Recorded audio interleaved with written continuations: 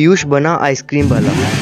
एक बार की बात है जब सौरभ जोशी की फैमिली एक गांव में रहा करती थी और उसी गांव के पास में ही एक आइसक्रीम की फैक्ट्री हुआ करती थी जिसमें सौरभ जोशी के पापा काम करके घर का खर्च चलाया करते थे। एक बार सौरभ जोशी के पापा उस आइसक्रीम की फैक्ट्री में काम करने के लिए जा रहे।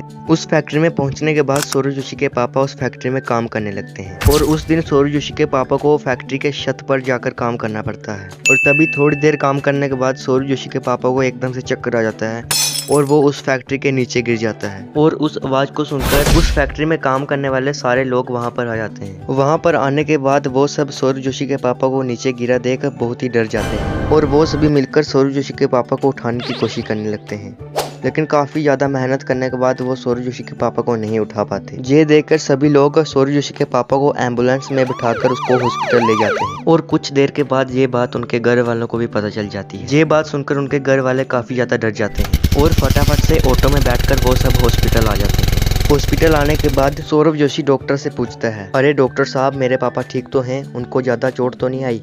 ये सुनकर डॉक्टर थोड़ा उदास हो जाता है और कहता है, अरे सौरभ, तुम्हारे पापा एक बड़ी सी फैक्ट्री से गिरने के कारण उनके दिमाग में काफी ज्यादा चोट आ चुकी है और वो अपनी याददाश्त खो बैठे हैं। ये सुनने के बाद सौरभ जोशी के पाँव के नीचे से जमीन खिसक जाती है और सौरभ जोशी काफी ज्यादा डर जाता है और रोने लगता है। तभी डॉक्टर कहता है, तुम्हारे पापा को 6 महीने की रेस्ट चाहिए और वो 6 महीने के बाद फिर से ठीक हो जाएंगे। ये सुनने के बाद सौरभ जोशी थोड़ा खुश हो जाता है और ये सारी बात अपनी फैमिली को बताता है। फैमिली वाले ये बात सुनकर थोड़ा उदास हो जाते हैं और सौरभ जोशी के पापा को घर लेकर चले जाते हैं। घर जाने के बाद सौरभ जोशी की फैमिली काफी ज्यादा सोच में पड़ जाती है क्योंकि अब हमारा घर कैसे चलेगा। ये सब सुनने के बाद पीयूष कहता है, अरे सौरभ दा, क्यों ना साहिल दा और मैं दोनों मिलकर एक आइसक्रीम का ठेला खोलें। पीयूष का ये आइडिया सौरभ जोशी को भी अच्छा लगता है और सौरभ और पीयूष बाजार में एक आइसक्रीम के ठेले की तलाश में चले जाते हैं। थोड़ी देर ढूंढने के बाद उन्हें एक बहुत ही अच्छा ठेला कम दाम में मिल जाता है और वो उस ठेले को लेकर घर आ जाते हैं। घर आने के बाद बड़ी मम्मी और चाची दोनों मिलकर आइसक्रीम बनाना शुरू कर देते हैं। सौरभ और कुणाली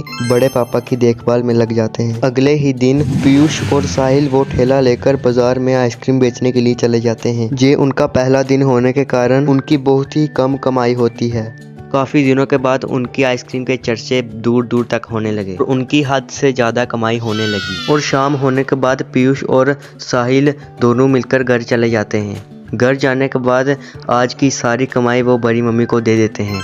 बड़ी मम्मी उस कमाई को देखकर बहुत ही खुश हो जाती है और उनको शाबाशी देती है और इस तरह उनके घर का कारोबार काफी दिनों तक चलता रहा। और एक दिन साहिल और पीयूष दोनों मिलकर सौरभदा के पास जाते हैं और सौरभदा से कहते हैं, सौरभदा, क्यों ना हम अपनी अपनी एक आइसक्रीम की दुकान खोलें क्योंकि इस ठेले में बहुत ही कम आइसक्रीम जा पाती हैं और हमारे पास ग्राहक बहुत ही ज़्यादा आने लगे हैं। उनकी ये बात सुनकर सौरभ जोशी काफ़ी खुश हो जाता है और पीयूष की ये बात मान लेता है। उस दिन के बाद पीयूष ने अपनी 3 दुकानें खोल ली थी। एक में साहिल रहता, एक में पीयूष और एक में सौरभ। इस तरह उनका कारोबार काफी ज्यादा बढ़ गया और पूरे 6 महीने बीतने के बाद सौरभ जोशी के पापा को होश आ जाता है और सौरभ जोशी के पापा की याददाश्त फिर से आ जाती है। ये देखकर सौरभ जोशी बहुत ही खुश हो जाता है और उसकी फैमिली। जब सौरभ जोशी के पापा को ये बात पता चलती है कि उनके बेटों ने अपनी अपनी 3 बड़ी सी दुकानें खोल ली हैं और सौरभ जोशी के पापा का खुशी का ठिकाना नहीं रहता।